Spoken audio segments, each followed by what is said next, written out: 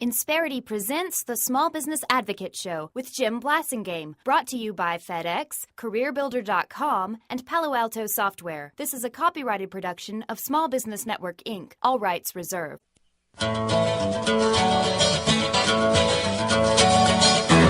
Talkers Magazine calls Jim Blasingame one of the best talk show hosts in the industry. Now remember, I do my best work when I'm being worshipped as a god. He's Jim Blasingame, the small business advocate.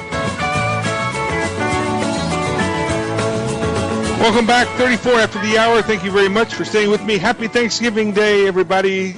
It's Thanksgiving Day 2013, and if it is, that means that the Small Business Advocate Show is live.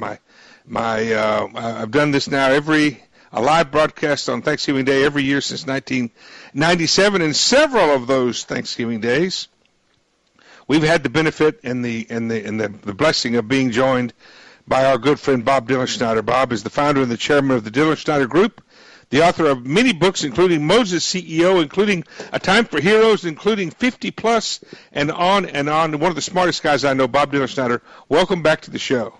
Jim, what a privilege it is to be on the show on Thanksgiving Day. Thank you very much. It's good to have you here. Thank you for spending some time with us. Power and Influence is the last one, as I remember, Bob. Power and Influence is the last one. I've got a new one coming on how to get a job. It'll come out in January. All right. Well, we expect to launch it on the show. But it's going to be no better than The Age of the Customer, which is written by a guy named Jim Blasingame with a foreword from Steve Forbes. And anybody that doesn't get this book who's trying to sell something to somebody else better forget it. They should hang it up. Thank you. Age of the Customer is a fantastic book. Thank you, Bob. I appreciate that. Bob's got an early copy, folks. They're going to be available to you later in January. Bob, it's Thanksgiving Day, and Thanksgiving is the concept of Thanksgiving is not uniquely American, but the holiday is, isn't it? The holiday is, and it's not celebrated in other parts of the world, but it was given the first velocity by George Washington, all the way up through Teddy Roosevelt. Everybody now, even in the White House, even Obama, celebrates Thanksgiving. Boy, he needs to celebrate Thanksgiving. He needs to find some things to be thankful for, doesn't he? He certainly does. I mean, the fact the American public is still got a 40% approval rating of him, he should be thankful for. Right. It should be lower. Yeah, I agree. So Thanksgiving Day was the first one that we know of, was 1621, the fall of 1621, between what was left of the Mayflower contingent and some Native Americans in those days they probably didn't have turkeys. I'm told they probably were more likely ate lobster and seafood than they did the turkey and that kind of thing. But we've been celebrating ever since, and it became an official holiday 100 and something years ago. Yeah, it did, and of course the turkey has come to symbolize Thanksgiving. But you're right, the Pilgrims at the very outset of their time had seafood. They did have corn, by the way, because corn is a unique fixture in American life, and they did have potatoes, but they did not really have turkeys the way we know them today. Right, exactly. Bob, what are your early Thanksgiving memories?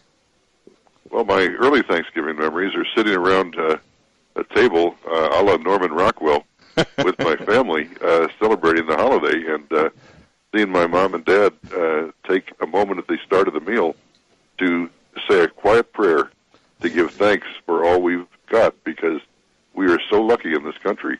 I mean, as you know, Jim, I go around the world. You do too, and it doesn't get much better than it here. We are challenged now. We got to make sure that we don't lose it, but we still have a pretty good situation. With all of our, to be thankful for. With all of our challenges and all of the things that I'm worried about, and I know you're worried about, Bob, we really need to put things in perspective, don't we? Considering, the Chinese, as much as we think of the Chinese as China as being, a threat to us, they have a lot. They're in a lot more difficult situation than we are, and on so many levels. And people we just really should be. We don't have to look very far to find things to be thankful for in America, do we? Most of us are going to sit down to a nice Thanksgiving meal with turkey and the trimmings today. People in Karachi, in Pakistan, in New Delhi, in India, in Iran, Iraq, even in Western Europe, they're not going to do that. they don't have the wherewithal to make that happen. So we are very lucky. We're a strong country. We need to remain strong. It is extremely important. I give high marks to those people that want to support our men and women who are defending us overseas, because they're doing something very important for us. Well, thank you for bringing that up, Bob, because that's we certainly want to say to extend our thanks and our gratefulness, a grateful nation to our men and women in harm's way, but also the early responders here in the country, Bob, who are working a shift right now. The firefighters, the police officers, the emergency personnel that are prepared at a moment's notice, even as we speak somewhere in America, running toward a 911 call while the rest of us are running away. We come back. I'm going to get Bob to share some more thoughts on what we got to do in America to get a little bit more back on track, especially with our economy. With our good friend Bob Dilenschneider, I'm Jim Blasingame. Happy Thanksgiving. We'll be right back.